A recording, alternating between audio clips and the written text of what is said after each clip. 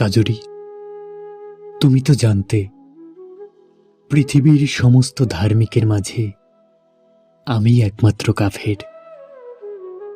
মৃত পাতার শরীর ভেঙে দূরবর্তী মেঘের ডাকের মতো আওয়াজ। তবুও এলে, কেন এলে? কেন স্বেচ্ছায় গ্রহণ করলে নরকগামী এক যুবকের পাপের দায়ভাগ?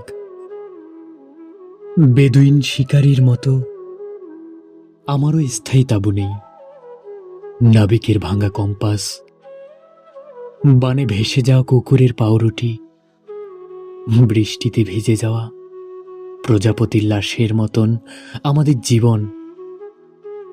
কাজরি, তুমি তো জানতে আমি হতে চেয়েছি বৃদ্ধ চাষির একমাত্র কাস্তে, দারোয়ানের ঘুম ঘুম চোখ, প্রেমিকার জন্য জমানো 10ম শ্রেণীর বালকের 36 টাকা, হিমালয়ের আওলা বাতাস, যে বাতাসে উড়ে যায় তোমার ঝরা চুল।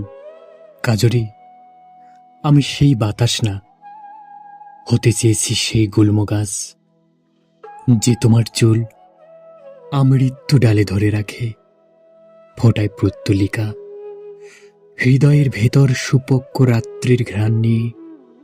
আমি হতে চেয়েছি পৃথিবীর সর্বশেষ মজনুন।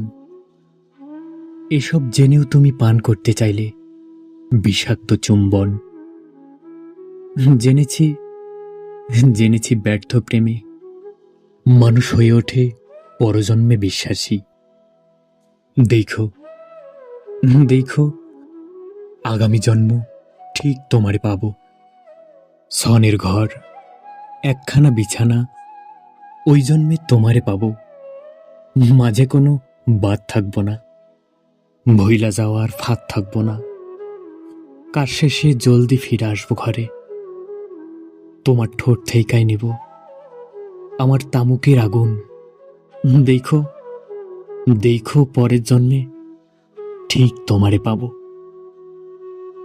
এবার শুধু হৃদয় স্পর্শ করে কাটিয়ে দিতে হলো দার্ঢ্য যৌবন।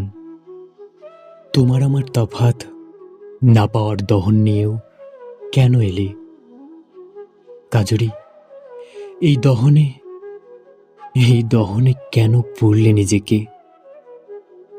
কেন পোড়ালে আমায়?